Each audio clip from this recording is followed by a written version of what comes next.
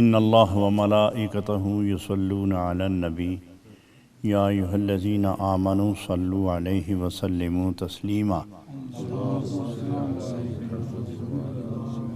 بآواز بلند الصلاۃ والسلام علیک یا رسول اللہ وعلی آلک واصحابک یا حبیب اللہ۔ بآواز بلند الصلاۃ والسلام علیک یا رسول اللہ وعلی آلک واصحابک۔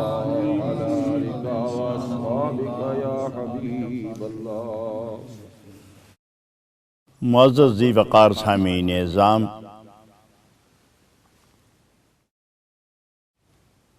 اس نور ٹی وی کے متعلقین، متوسلین، ناظرین، سامعین، محبین اور حاضرین،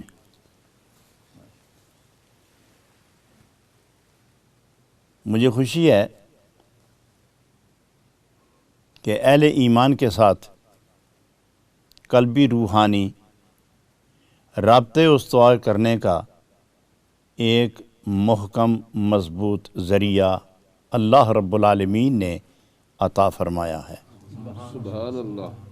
میں اس وقت نور ٹی وی کی وساطت سے آپ کے ساتھ مخاطب ہوں۔ کچھ احباب اس وقت میری نظر میں ہیں اور لاتعداد دوست وہ میرے قلب و احساس کی نظر میں ہیں۔ سبحان اللہ۔ میں سب کو مخاطب کرتے ہوئے مثنوی شریف کا یہ درس پیش کرتے ہوئے دل کے اندر غیر متزلزل بہجت اور انبساط محسوس کر رہا ہوں۔ معزز حاضرین، جو پہلا درس تھا اس میں حضرت رومی قدس سرہ السامی انہوں نے ارشاد فرمایا تھا کہ نیکی اور بدی یہ دو قوتیں ہیں، یہ دونوں برابر پوری قوت سے چل رہی ہیں۔ جس طرح میٹھا پانی اور کڑوا پانی، ان دو پانیوں کے دریا اکٹھے بہہ رہے ہیں، پوری قوت کے ساتھ، پوری روانی کے ساتھ اپنی منزل کی طرف چل رہے ہیں۔ یہ دونوں موجود ہیں۔ جس طرح وہ کڑوا پانی اور میٹھا پانی آپس میں نہیں ملتے مگر دونوں برابر جا رہے ہیں، اس طرح نیک و بد یہ لوگ بھی برابر اکٹھے چل رہے ہیں، اور برائی اور نیکی یہ دونوں پوری قوت سے رواں دواں ہیں۔ مگر اس میں ایک جو قابل غور کیفیت ہے وہ یہ ہے کہ اسلام اور کفر یہ دونوں پوری قوت سے رواں ہیں، مگر کفر اسلام کو متاثر نہیں کر رہا اور اسلام کفر کے ساتھ نہیں مل رہا۔ اس کی خصوصیات اپنی ہیں، اس کے کچھ واردات اپنے ہیں۔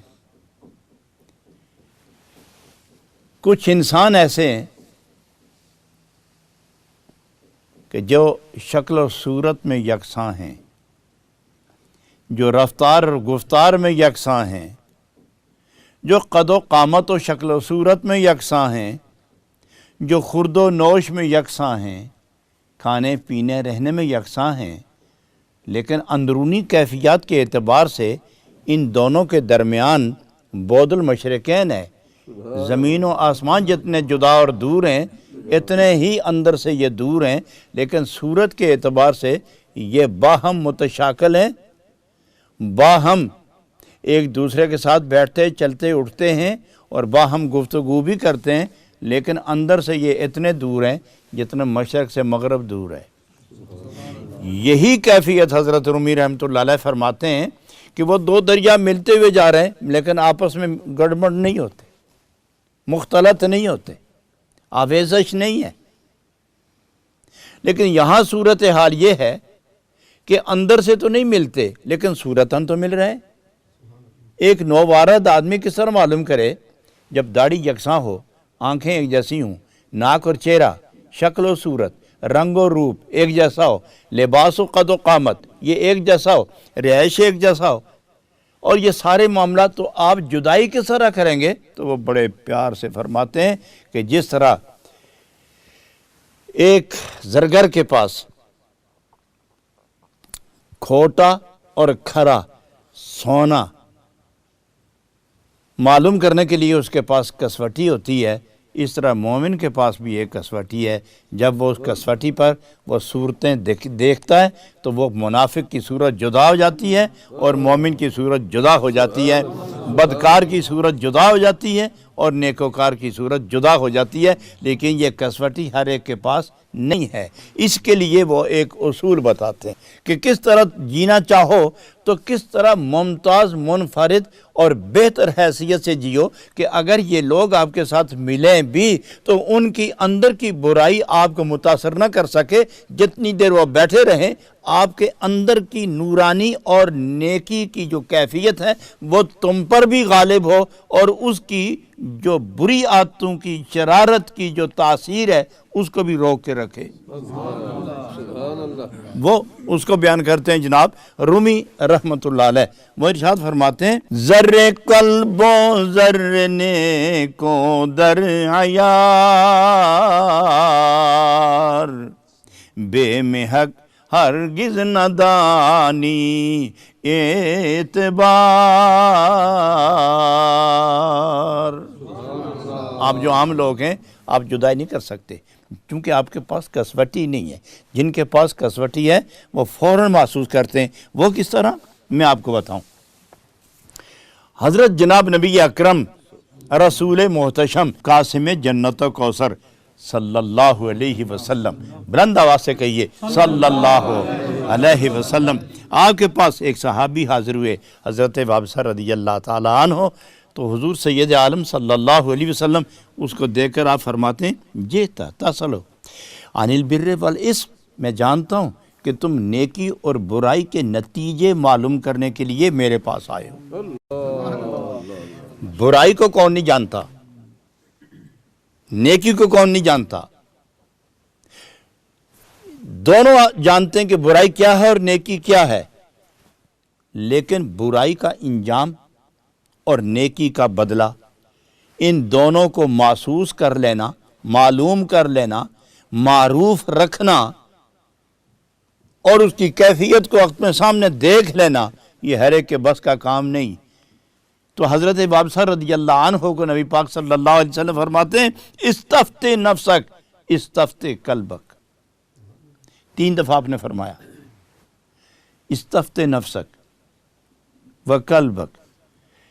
وابسہ رضی اللہ عنہ اپنے دل سے پوچھ لو،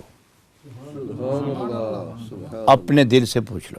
حضرات یہی تو ایک خوبصورت بات ہے کہ سید عالم صلی اللہ علیہ وسلم نیکی اور برائی کے انجام، نتیجے کی جو مانوی یا ایک صوری شکل ہے کہ جب نتیجہ پوری صورت کے ساتھ دکھانا ہو نیکی اور برائی کا، تو اس مرحلے کو طے کرنے کے لیے کس کیفیت کی ضرورت ہے؟ تو آپ فرماتے ہیں دل سے پوچھو، تو ساتھ ہی 2 اپنی انگلیاں مبارک اس کے سینے پہ 3 دفعہ لگائیں، تو فرمایا دل سے پوچھو، دل سے پوچھو۔ پہلے دونوں انگلیاں مبارک سینے پہ لگائیں 3 دفعہ، تو اس کے بعد فرمایا پوچھو دل سے کہ برائی کا نتیجہ کیا ہے اور نتیجے کی صورت کیا ہے، نیکی کا بدلہ کیا ہے اور بدلے کی تصویر کیا ہے۔ بدلہ تو سب جانتے ہیں، تصویر دیکھ لینا کوئی آسان بات تو نہیں ہے۔ نبی پاک علیہ السلام نے پہلے اس کے سینے پہ انگلیاں رکھی 3 دفعہ۔ حضرات یہ کیفیت عجیب ہے کہ معلوم کر نتیجے کو معلوم کرنے کے لیے دل کا روشن ہونا ضروری ہے۔ کیفیت جدا کرنے کے لیے برائی کے نتیجے کو اور نیکی کے نتیجے کو جدا کر دینا، ایک کو دوسرے سے ممتاز کر دینا، اس کے لیے دل روشن چاہیے۔ اور جب دل روشن ہو تو دیکھنے کے لیے دل نہیں چاہیے، دل کے اندر ایک آنکھ ہے، جب دل روشن ہوتا ہے تو وہ دل کی آنکھ کھلتی ہے، اور جب دل کی آنکھ کھلتی ہے تو سر کی آنکھ کھلے یا نہ کھلے، اندر کی آنکھ کھل جائے تو حقیقتیں بے نقاب ہو کر سامنے آ جاتی ہیں۔ تو سید عالم صلی اللہ علیہ وسلم نے دونوں انگشت مبارک سینے پر رکھ کے تو پہلے اس کا دل منور کیا، پھر دل کی آنکھ کو روشن کیا۔ دل کی آنکھ کو روشن کرنے کے بعد فرمایا اب دیکھو، پوچھو نا اپنے دل سے کہ حقیقتیں کیا کہتی ہیں۔ تو حضرت بابی نے دوبارہ نہیں پوچھا، دل کی نگاہ سے سب کچھ معلوم کر لیا۔ تو حضرت جناب رومی رحمت اللہ علیہ اسی لیے فرماتے ہیں آنچ گفت اس تفت قلبک مصطفیٰ، آنکھ سے داند کے پر از پر بود از وفا،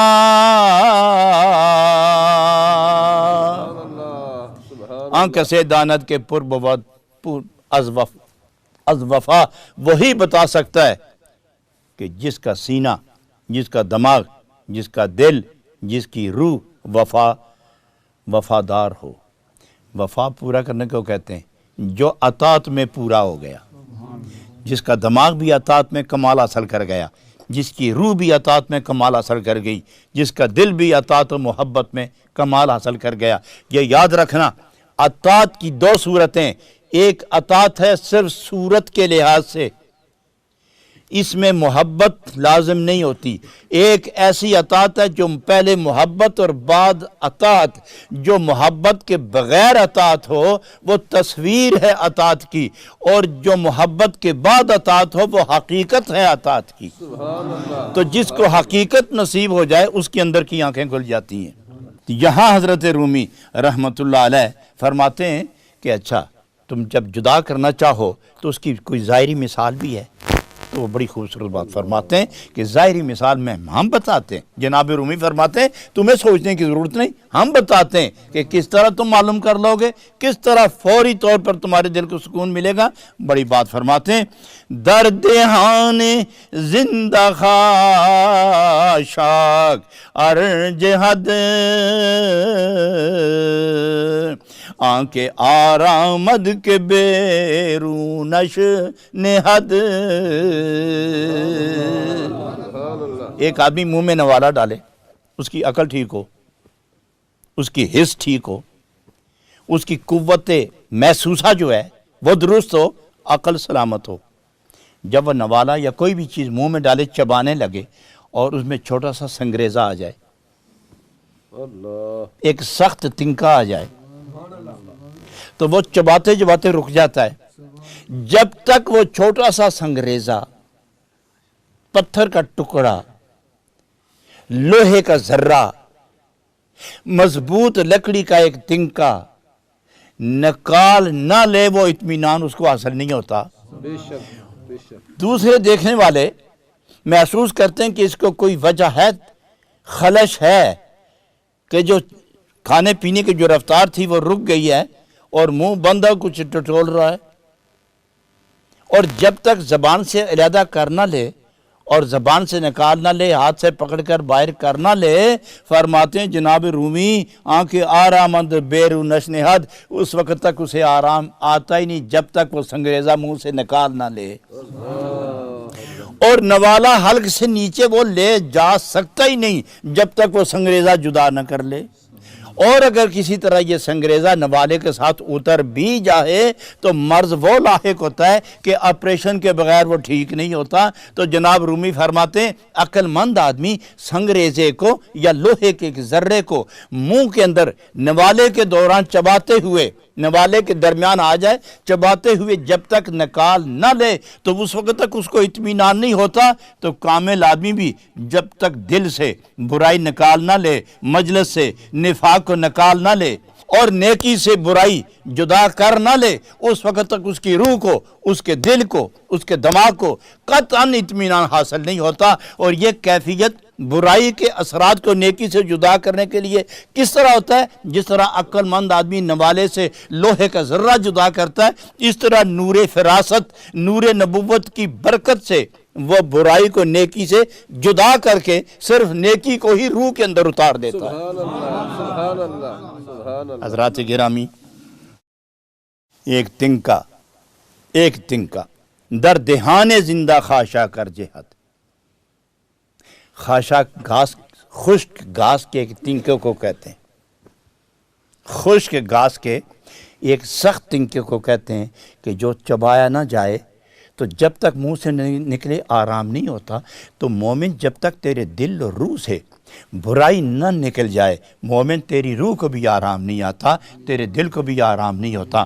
یہاں صوفیہ کا اس سے آگے ایک اور قول بڑا مزدار ہے، وہ یہ فرماتے ہیں کہ ایک ہے برائی سے علیحدہ ہو جانا، ایک ہے برائی نہ کرنا۔ یہ عام لوگوں کا مقام ہے، یہ عام مومن ہے، شریعت کی پابندی کرتے ہیں لیکن برائی کرتے نہیں، لیکن برائی کے خیال سے دل کو بچا بھی نہیں سکتے۔ برائی کا خیال دل میں آتا ہے، کرتے نیکی ہیں لیکن دل کے اندر برائی بھی آتی ہے، خیال کے ساتھ نیکی بھی آتی ہے۔ نیکی کا عمل کر لیتے ہیں اور برائی پر عمل نہیں کرتے، لیکن برائی کے خیال سے اپنے آپ کو بچا بھی نہیں سکتے۔ اور ایک وہ جماعت ہے کہ جو برائی کے سوا دل میں کچھ نہیں ہوتا، ہوتے مومن ہیں۔ برائی ہی خیال میں، قال میں، حال میں، چال میں، سوچ میں، فکر میں، ذکر میں، محفل میں، تنہائی میں خیال برائی کا ہوتا ہے، ہوتے مومن ہیں۔ یہ وہ لوگ ہیں جو اپنی جان پر ظلم کرتے ہیں۔ اور ایک وہ جماعت ہے کہ جن کے اندر برائی کا خیال بھی ہوتا ہے اور نیکی کا خیال بھی ہوتا ہے۔ کبھی برائی کا خیال غالب ہو جاتا ہے تو برائی سرزدہ ہوتی ہے، اور کبھی نیکی غالب آتی ہے تو جسم سے نیکی سرزد ہوتی ہے۔ یہ لوگ اس پہلے طبقے سے اچھے ہیں، مگر کبھی یہ محرم بننے کی کوشش کرتے ہیں اور کبھی یہ مجرم بن جاتے ہیں۔ کبھی یہ محرم بننے کی کوشش کرتے ہیں اور سر سجدے میں چلا جاتا ہے، روتے ہیں، معافی مانگتے ہیں، گناہ چھوڑنے کا عہد کرتے ہیں، اور پھر جب چونکہ خیال اندر رہتا ہے، پھر وہ جب برائی کا خیال آتا ہے تو پھر وہ برائی سرزد کرواتے ہیں تو مجرم بن جاتے ہیں۔ محرم تو بن نہ پائے، جرم کرنے کی وجہ سے مجرم ہو جاتے ہیں۔ محرم کس وقت بنتا ہے؟ محرم اس وقت بنتا ہے کہ کوئی آدمی کسی کا محرم بنے تو اس پر گھر کے دروازے بند نہیں ہوتے۔ جو اللہ تعالیٰ اور نبی کریم علیہ الصلوۃ والسلام کا محرم ہو جائے، خدا اپنے بید بھی نہیں چھپاتا، اور نبی کریم اپنے کرم کے راز سے بھی اس کو آشنا کرنے میں آپ ذرا بر بھی تامل نہیں فرماتے۔ یہ کون لوگ ہیں؟ یہ وہ لوگ ہیں جن کی صورت بھی نیک ہو، جن کے اعمال بھی نیک ہوں، جن کی رفتار بھی نیک ہو، جن کی گفتار بھی نیک ہو، جن کی تنہائی بھی نیک ہو، جن کی محفل بھی نیک ہو، جو رزم میں بھی نیک ہوں، جو بزم میں بھی نیک ہوں، جو بازار میں بھی نیک ہوں، جو کوثار میں بھی نیک ہوں، جو باغ میں بھی نیک ہوں، جو دشت و صحرا میں بھی نیک ہوں، یہ گھر میں بھی نیک ہوں، سفر میں بھی نیک ہوں، اور اندر نیکی کے سوا کوئی خیال نہ ہو، اور برائی کرنا تو دور کی بات ہے، اندر برائی کا خیال بھی نہیں ٹھہر سکتا۔ یہ وہ لوگ ہیں، یہ محرم ہو جاتے ہیں، یہ محرم ہوتے ہیں۔ جب یہ محرم بن جائیں تو پھر خدا ان کے لیے فرماتا ہے چونکہ اب تم مطلق میرے ہو گئے ہو، اب جو تم کرو گے یہ میری قدرت ہوگی۔ تمہاری آنکھیں ہوں گی لیکن نور میرا کام کرے گا، ہاتھ تمہارے ہوں گے قدرت میری کام کرے گی، قدم تمہارے ہوں گے لیکن قوت میری کام کرے گی۔ تمہارے جسم کے اندر باہر میرے نبی کی سیرت ہوگی، میرے نبی کی صورت ہوگی، اور اندر میری قدرت کا نور ہوگا۔ اس لیے آپ ارشاد فرماتے ہیں در ہزاراں لقمہ یک خاشاک خرد چون درآمد حصے زندہ پے برد جب وہ نوالے سے وہ تنکا نکل جائے، سنگریزہ نکل جائے، لوہے کا ٹکڑا نکل جائے تو اس وقت وہ اس کی حس بیدار ہو جاتی ہے، روح مطمئن ہو جاتی ہے۔ وہ نوالا جب اندر جاتا ہے معدے کو تقویت دیتا ہے، پھر معدہ اس کو تحلیل کرتا ہے، ہضم کرتا ہے، پھر اس کے دو حصے ہو جاتے ہیں۔ جو اس کی نورانی کیفیت ہے وہ وجود میں تقسیم ہو جاتی ہے، اور جو فاضل فضلات ہیں وہ علیحدہ تقسیم ہو جاتے ہیں۔ تو جناب رومی فرماتے ہیں جب تیرا باطن روشن ہو جائے اور جو بھی غذا اندر جاتی ہے وہ اس اندر نور اور ذکر کی قوت سے وہ بھی نور بن کر تیرے اندر دائمی سرور کی کیفیت قائم کر دیتی ہے۔ تو جس کے اندر دائمی کیفیت ہو جائے اس کے لیے فرماتے ہیں کہ پھر دو حص ہوتی ہیں، ایک وہ جس سے دنیا سوچی جاتی ہے، ایک وہ جس سے آخرت سوچی جاتی ہے۔ یہ دو حص مقابلے میں آتی ہیں۔ جب غذا بھی نور بن جائے اور نور کی قوت سے دماغ اور روح کو ابدی سرور مل جائے، وہ حصے دنیا پر حصے عقبہ غالب ہوتا ہے، اور جب حصے عقبہ غالب ہو جائے تو پھر ساری توجہ محبوب کی طرف ہو جاتی ہے، پھر ساری توجہ محبوب حقیقی طرف ہوتی ہے۔ اس وقت اس کے سامنے دو ذاتیں ہوتی ہیں، ایک اللہ رب العالمین کی ذات اور ایک جناب محمد الرسول اللہ کی ذات۔ اب وہ کوشش یہ ہے کہ میں خدا کو پاؤں، کوشش یہ ہے کہ میں خدا کو پاؤں، اور خدا کو پانے کے لیے اس کو ایک قوت کی ضرورت ہے، اس کو ایک قوت کی ضرورت ہے، اور اس قوت کی تلاش کے لیے جانا چاہتا ہے خدا کی بارگاہ میں، لیکن تلاش ہے مصطفیٰ صلی اللہ علیہ وسلم کی، چونکہ آداب حضوری نبی سکھاتے ہیں، آداب حضوری نبی سکھاتے ہیں، آداب کلام نبی سکھاتے ہیں، تجرد نبی سکھاتے ہیں، تفرد نبی سکھاتے ہیں، عشق کے وادی میں ثابت قدم رہ کر فنا سے گزرنے کے آداب نبی پاک سکھاتے ہیں، اور نبی پاک کے وہ غلام جو آداب نور نبوت سے آشنا ہیں وہ سکھاتے ہیں۔ یہی تو وہ کمال ہے کہ جو حضرت جناب رومی رحمت اللہ علیہ نے طالبین حق کو ارشاد فرما کر حقیقتوں سے آشنا فرمایا ہے۔ فرمایا اے عام لوگوں، خواص کی بات نہیں کرتا، کیونکہ خواص مقام قرب میں رہتے ہیں۔ عوام مومنین جو نیک ہیں یہ وادی طلب میں سرگرداں رہتے ہیں، سبحان اللہ، یہ تلاش و طلب کی منزل میں ہیں، اور جو وصال و وصل کی منزل میں ہیں وہ حضور و سرور کی کیفیت میں، اور جس کو حضور ملے اور حضور سرور بخشتا ہے، اور سرور کی جو کیفیت ہے وہ دائیں بائیں دیکھنے کی مہلت ہی نہیں دیتی۔ اور جو لوگ طلب کی منزل میں ہیں،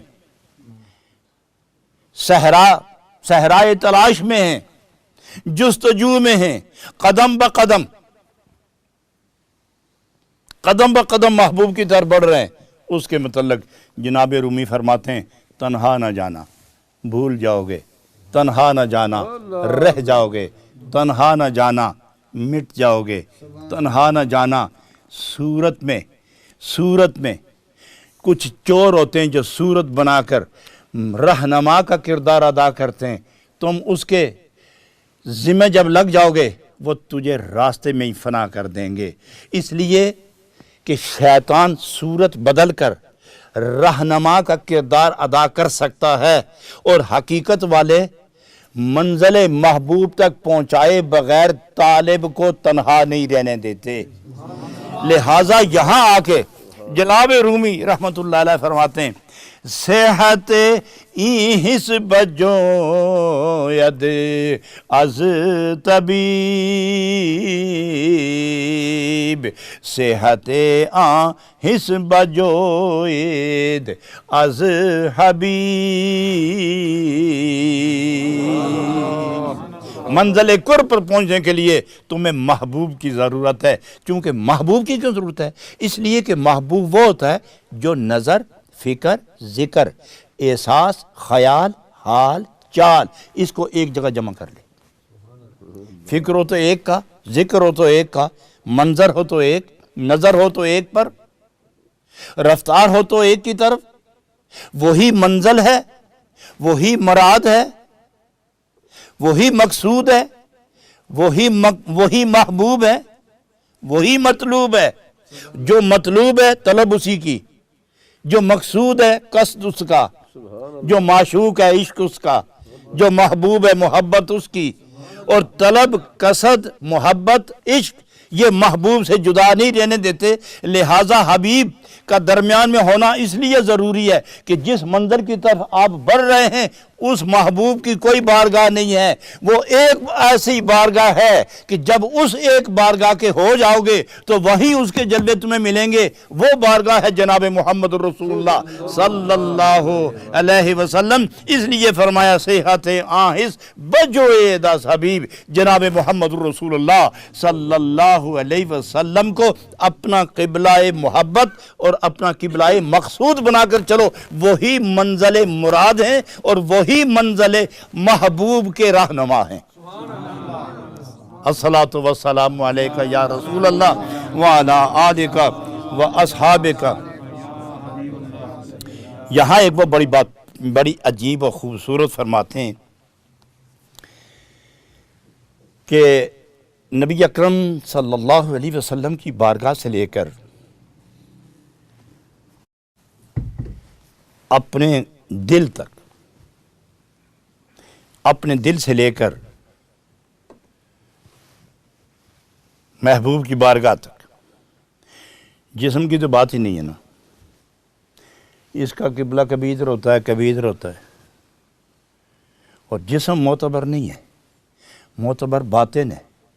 جدھر باطن کا قبلہ ہوگا جسم کا بھی ادھر ہی ہوگا۔ اللہ اللہ اللہ اللہ اللہ، سبحان اللہ۔ یہ بیک وقت دو قبلے نہیں ہوتے کہ جسم کا اور ہو اور دل کا اور ہو، یہ عام مومن ہوتے ہیں۔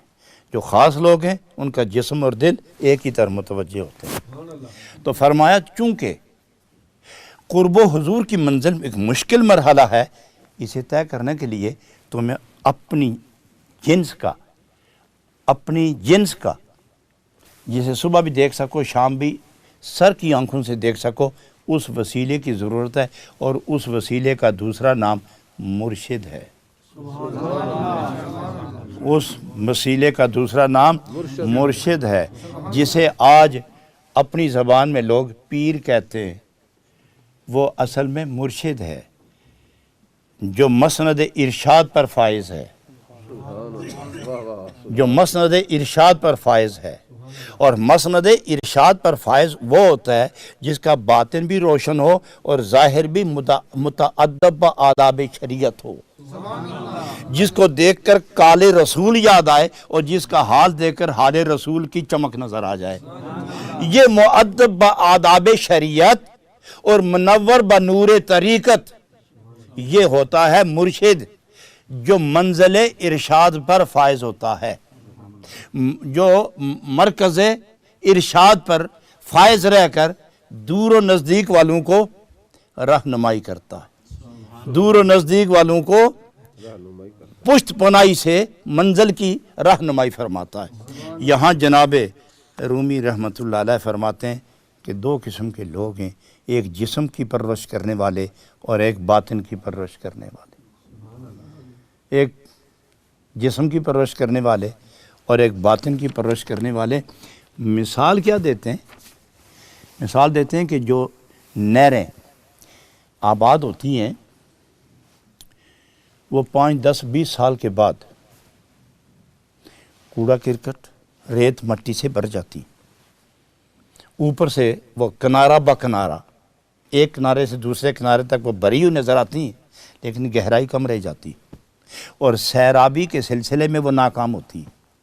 تو پھر دانشور لوگ اس طرح کرتے ہیں کہ جو منفذ ہے، جہاں سے پانی اس نہر میں داخل ہوتا ہے، وہاں اس کو روک دیا جاتا ہے، نہر کو خشک کیا جاتا ہے، نہر سے مٹی نکال کر پوری قوت سے اس کے اندر پانی چھوڑتے ہیں، جب وہ اس کی گہرائی بھی مکمل ہو جائے، چوڑائی بھی مکمل ہو جائے تو پھر وہ زمینوں کو سیراب کرتے ہیں۔ تو جناب رومی فرماتے ہیں یہی مثال ہے تمہاری بھی، اس جسم کو پہلے تھوڑا سا ویران کرتے ہیں، اس کو کمزور کرتے ہیں، اس کی غذاؤں کا سلسلے میں تعطل پیدا کرتے ہیں، غذا میں کمی، نیند میں کمی، آرام میں کمی، بیداری غلب، پانی کم پیو، غذا کم کھاؤ، پھل کم کھاؤ، آرام کم کرو، سخت جگہ پر آرام کریں، بیٹھو تو سخت جگہ پر، لیٹو تو سخت جگہ پر، چند لمحے نیند میں گزریں، پھر بیدار ہو کر باطنی اور جسمانی کیفیات کو وضو کروا کر پھر خدا کے حضور جھک جاؤ۔ جب یہ جسم بالکل کمزور ہو جائے گا تو روح اتنی زیادہ صاف ہوتی چلی جائے گی، جب روح پاک ہو جائے گی تو پھر دروازہ کھولتے ہیں نور معرفت کا، پھر دروازہ کھولتے ہیں نور معرفت کا، پھر سر سے لے کر پاؤں تک، جسم سے لے کر روح تک، دل سے لے کر احساس تک، یہ تمام جوارے مقامات اور وجود کے باطنی اور ظاہری حصے جتنے یہ نور معرفت اور عشق کی چنگاریوں سے آباد ہو جاتے ہیں۔ اس لیے وہ ارشاد فرماتے ہیں صحت ای حس معموریتن، صحت ای حس معموریتن، صحت آہس تخریب بدن، خوب کھلاؤ پلاؤ جسم کو، یہ موٹا تازہ ہوتا ہے، جتنا جسم تازہ ہو جائے، جتنا جسم موٹا ہوتا چلا جائے اتنی روح پر پردے نازل ہوتے چلے جاتے ہیں۔ تو فرمایا کہ جسم کو کمزور کرو، روح کو تقویت ملے، نفس کو مار دو تاکہ روح تندرست ہو جائے۔ نفس کی شرارتیں جب ختم ہوتی ہیں تو دل کو تقویت ملتی ہے، جب دل تقویت ملے اور یہ مطمئن ہو جائے عبادت پر تو روح کو قوت ملتی ہے، جب روح کو قوت ملے تو جس طرح چلنے پھرنے کے لیے روح کے بغیر ناممکن ہے چلنا، اسی طرح روح کو جب نورانی غذا ملتی ہے تو ناممکن ہے کہ نورانی غذا کے بغیر یہ روح عرش کی بلندیوں کا سیر شروع کر دے۔ تو عرش کی بلندیوں کا سیر شروع کرنے کے لیے پہلے جسم کو جو آپ نے دنیاوی عیش و عشرت سے آشنا کر رکھا ہے، یہ آشنائی دنیاوی توڑو تاکہ اس پر کمزوری وارد ہو اور روح کو قوت وارد ہو جائے۔ اور جب روح آشنا ہو جائے، آنے جانے میں رکاوٹ نہ ہو، تو پھر بے شک جسم کو بھی آشنا کر دو دنیا سے، چونکہ اب روح تمہارے جسم پر غالب ہو گئی ہے، لیکن پہلے نہیں۔ اس لیے باطن کا پاک ہونا بہت ضروری ہے۔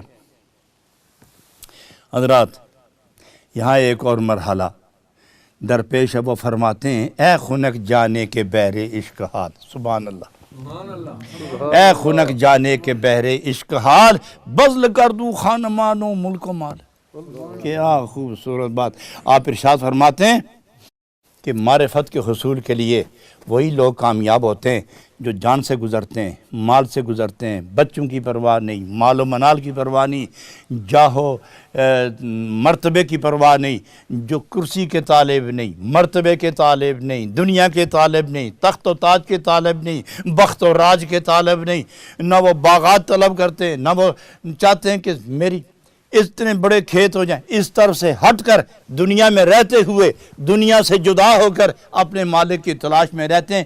ایک نہ ایک دن جب وہ نور معرفت کی کرنیں برداشت کرنے کے قابل ہو جاتا ہے تو آہستہ سے وہ کھڑکی کھلتی ہے جہاں سے نور معرفت قلب پر وارد ہوتا ہے، اور قلب اس کو برداشت کر کے روح اس کو قبول کرتی ہے، پھر ساری توجہ محبوبہ کی طرف ہو جاتی ہے۔ اس لیے فرمایا اے خنک جانے کے بحر عشق حال، وہی روح مسرور بھی ہے، ٹھنڈی بھی ہے، آرام دہ بھی ہے، خوش بخت بھی ہے، بلند بخت بھی ہے، سعادت مند بھی ہے، کہ جس نے سارے تعلقات منقطع کر کے سارے جہان کے تعلقات چھوڑ کر ایک کے تعلق میں گم ہو گیا ہے۔ حضرات یہ ہیں محبت کے رسم و رواج، یہ ہے آداب عشق۔ جس دل کے اندر محبت، عشق، پیار اور یاد محبوب یہ اس کا سرمایہ بن جائے، اور اسی سرمایہ کو وہ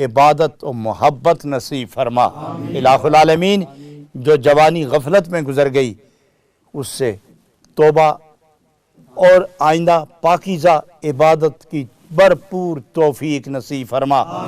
جہاں جہاں تک دوست اس محفل کو دیکھ رہے ہیں اور سن رہے ہیں سب کی مرادیں اللہ پوری فرما۔